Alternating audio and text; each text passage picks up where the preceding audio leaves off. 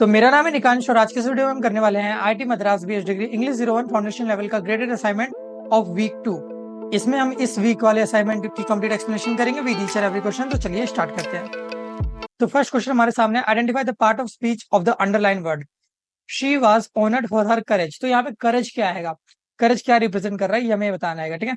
तो देखिए, उसको ऑनर करा गया उसके करेज के लिए, तो आपको दिख रहा है कहीं ना कहीं एज अ नेम यूज करा जा रहा है, ठीक है। तो ये जो करेज होगा कहीं ना कहीं हमारा नाउन में काउंट होगा, ठीक है। Second question, identify the part of speech of the underline word Catherine was worried about her work.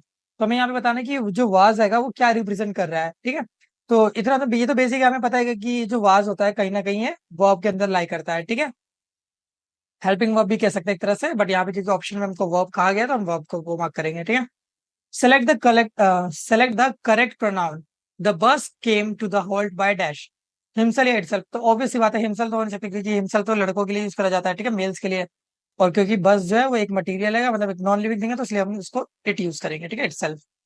Fourth, select the appropriate option, Golconda fort is the dash sight I saw in Hyderabad, amazing, more amazing, most amazing, as amazing.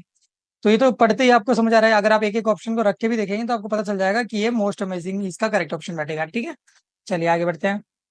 Identify the part of speech of the underline word the red balloon floated away. तो यहाँ पे जो red है ये क्या represent कर रहा है हमें ये बताना है, ठीक है। अब देखिए, ये जो रेड है कहीं ना कहीं एक एडजेक्टिव की तरह हम कह सकते हैं ये यूज हो रहा है, क्यों? क्योंकि कहीं ना कहीं ये नाउन की विशेषता बता रहा है, नाउन के बारे में हमको इन्फॉर्मेशन दे रहा है, ठीक है। ओके, चलिए आगे बढ़ते हैं। Identify the adverb in the following sentence, she was softly singing to the baby, ठीक है। तो हमें यहाँ पे एडवर्ब बताना है। एडवर्ब क्या होता है? जो वर्ब को कहीं ना कहीं लाइक वर्ब के बारे में और ज्यादा इन्फॉर्मेशन देता है, ठीक है। तो यहाँ पे वर्ब क्या आएगा? सिंगिंग। तो सिंगिंग के बारे में कौन हमें इन्फॉर्मेशन दे रहा है? सिंगिंग के बारे में हमें इन्फॉर्मेशन दे रहा है सॉफ्टली, ठीक है, जो धीमे से गा रही है, सॉफ्टली गा रही है, ठीक है, आहिस्ते से। तो इसका ऑप्शन हो जाएगा सी। चलिए आगे चलते हैं। Seven, choose the appropriate option, there is dash book on the desk. तो हमें यहाँ पे बताना है कि डैश क्या आएगा, क्योंकि हमें पता है ये बुक है, ब साउंड आ रहा है, ब क्या है? ब एक कॉन्सोनेंट है, कॉन्सोनेंट के आगे हम ए यूज करते हैं, तो हमें पता होना चाहिए, ठीक है, सीधे सीधे ये लग जाएगा, ए ऑप्शन है, ठीक है। चले आगे बढ़ते हैं। Eighth question, choose the appropriate option, the doctor gave me a prescription dash my headache with at 2 और 4। तो आप इसको अगर देखेंगे एक एक ऑप्शन रख के देखेंगे, the doctor gave me prescription with my headache, तो विद तो बिल्कुल भी नहीं होगा, एट भी नहीं होगा, 2 भी नहीं होगा, एंड 4। ओके, अब यहाँ पे 2 और 4 में यहाँ पे कंडीशन है कि कौन होगा, तो यहाँ पे जो अप्रोप्रिएट ऑप्शन है वो हमारा 4 होगा, ठीक है।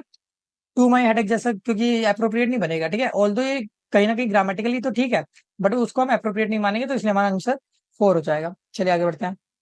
Ninth question, choose the appropriate option, both Ajay dash Sanjay are intelligent, nor or and since.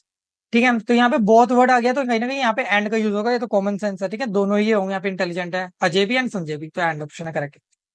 Dash coffee tester had his tongue insured for 10 million pounds. ठीक है, तो यहाँ पे एन आएगा कि ए आएगा ये बताना चाहिए, ठीक है। तो ऑब्वियसली क का साउंड आ रहा है तो कॉन्सोनेंट है, इसलिए हम इसको ए यूज करेंगे, ठीक है। आई होप आपको ये क्वेश्चन करने में मजा आया होगा एंड इजी भी लगा होगा आपको। अगर आपको इस वीक के बारे में कोई भी इंफॉर्मेशन लेनी है, उसको अच्छे से पढ़ना है, तो हमने ये वीकली समरी क्रिएट करी है हर एक वीक की, आप इसको जाके विजिट कर सकते हैं। आप एक बार इसको पढ़ लेंगे तो आपको कंप्लीट वीक में क्या क्या पढ़ाया गया है वो सारा अच्छे से समझ आएगा, एंड सबसे शॉर्ट नोट्स भी आपको मिल जाएंगे, तो आप एक बार इसको जाके चेकआउट कर सकते हैं, ठीक है। इसमें हमने सारे क्वेश्चंस भी कराए हैं एंड सारी चीजों को अच्छे से समझाया है with the best possible notes, ठीक है।